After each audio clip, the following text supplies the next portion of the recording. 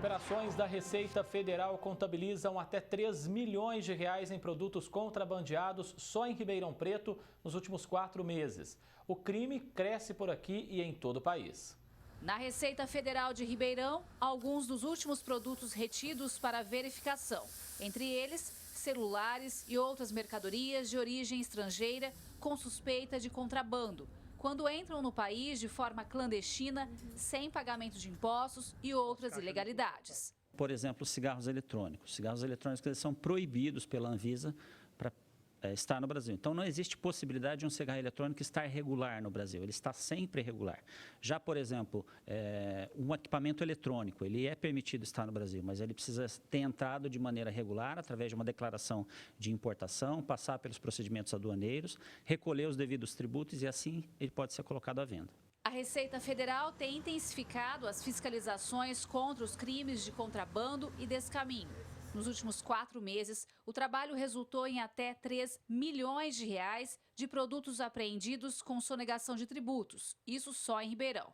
Em um deles, 33 mil garrafas de vinhos foram retidas para verificação.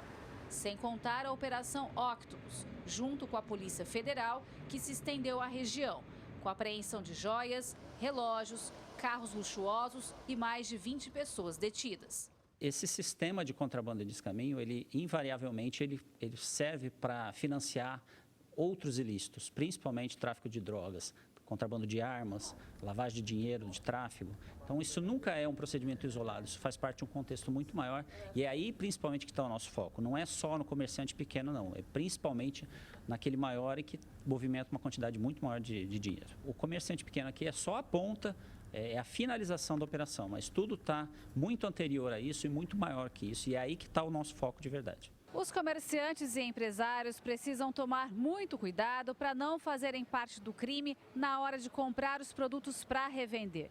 Não basta só exigir nota fiscal, é preciso saber a origem, porque eles são responsáveis pela verificação da regularidade das mercadorias no país. Isso é importante registrar, inclusive isso a gente tem orientado bastante os comerciantes. Quando o comerciante adquire um produto para revenda, ele precisa ter a certeza de que aquele produto entrou regularmente no Brasil. O fato dele ter recebido uma nota fiscal de aquisição desse produto não resolve a questão. Ele precisa saber que esse fornecedor dele comprou o produto de maneira regular, importou regularmente, pagou os tributos e repassou a ele. Onde o consumidor entra nessa história? O consumidor precisa verificar isso também, porque quando ele adquire, por exemplo, um celular que tem uma origem irregular, ele está sujeito a perder esse celular, ele está sujeito a não ter a garantia desse produto. Então, ele tem que adquirir esse produto de lojas confiáveis, lojas que têm história, que têm um lastro. E desconfiar também, muitas vezes, do valor desses produtos. Um valor muito abaixo de mercado certamente vai trazer problemas para o consumidor.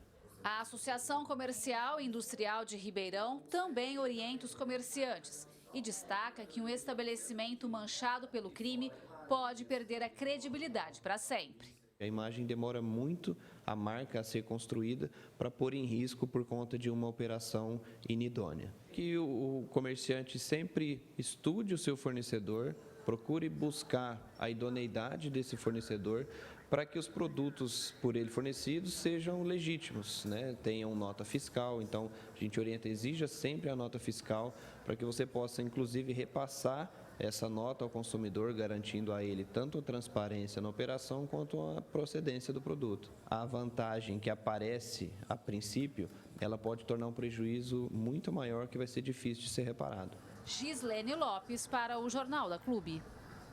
Vamos seguir falando sobre esse assunto. Tenho o prazer de receber aqui no nosso canal digital da Clube, Dr. Daniel Pacheco, professor de Direito. Professor, o contrabando sempre foi um crime que preocupou as autoridades brasileiras. Intensificar a fiscalização é um dos caminhos para a gente combater esse mal. Então, uma ótima tarde ao senhor.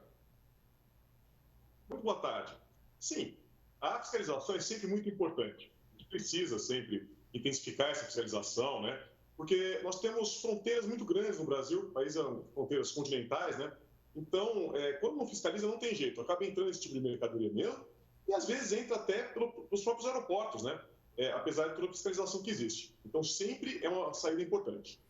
Bem, só em Ribeirão, essas operações contra o contrabando resultaram em 3 milhões de reais em produtos aí adquiridos através de sonegação de tributos. Isso mostra que a cidade, doutor, é uma rota das mercadorias ilegais no nosso país?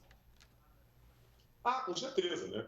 Ribeirão Preto, infelizmente, fica no caminho de muita mercadoria ilegal que entra, não só de contrabando desse caminho, mas também drogas, né? Porque acaba sendo um caminho aí para chegar na região centro-oeste. Então, infelizmente, a gente acaba tendo aí muita mercadoria passando por Ribeirão mesmo. Como nós vimos aí na reportagem, comerciantes que vendem produtos ilegais, eles podem ser penalizados. E para o consumidor desses produtos clandestinos, doutor, pode sobrar alguma penalização também? Pode sim. É que, na realidade, para o consumidor ser penalizado do ponto de vista criminal, né, a gente precisa demonstrar que ele efetivamente sabia que estava comprando uma mercadoria que foi introduzida no país sem recolhimento de tributos, né? Mas se isso for demonstrado, o consumidor pode ser responsabilizado também, pode ser responsabilizado por crime, né, por crime de receptação. Então, há uma série de inconvenientes aí para todo mundo, né? Então, quando a gente tem o crime de descaminho, perde o comerciante, perde o país e perde também o consumidor, como disse ao longo da reportagem, por perder a garantia e tudo mais, e também por eventual responsabilidade criminal que possa vir a ter. E os comerciantes e empresários também precisam tomar alguns cuidados, doutor, para não fazer parte do crime na hora de comprar esses produtos para revendê-los. Sim, exatamente. Na realidade, o comerciante, né, ele tem que ser mais cuidadoso do que o próprio consumidor. O consumidor, como eu disse, para ele ser responsabilizado, ele precisa efetivamente saber que aquilo foi introduzido no país de maneira irregular. O comerciante não precisa disso, né? Basta que ele possa saber, que ele tenha a possibilidade de saber e não se importe com isso. Por isso que é muito importante ele conferir toda a documentação, ter certeza da origem do produto, porque qualquer irregularidade que tenha, é bastante possível que provoque uma responsabilização criminal dele. Então, o cuidado é ainda maior do que com o consumidor. Doutor, qual que é o prejuízo para o Brasil, para o país, com a entrada desses produtos clandestinos por aqui? Esse é o típico caso, né, do barato que sai caro. Porque nós temos dois prejuízos muito importantes, né? O primeiro, mais imediato, mais óbvio, é que não há o recolhimento dos tributos que seriam devidos pela entrada da mercadoria. E isso afeta o erário, né? Então, se não recolhe esse tributo, vai ter menos dinheiro para fazer hospital, para fazer escola e assim por diante, né? Agora, tem uma outra questão, que nem sempre é lembrada, que é igualmente importante. É o seguinte, os tributos existem, muitas vezes, né, para tornar competitiva a indústria nacional. Então, quando a mercadoria entra sem pagar tributo, ela acaba entrando por um preço muito abaixo do mercado, e isso acaba gerando uma concorrência predatória que afeta a indústria nacional.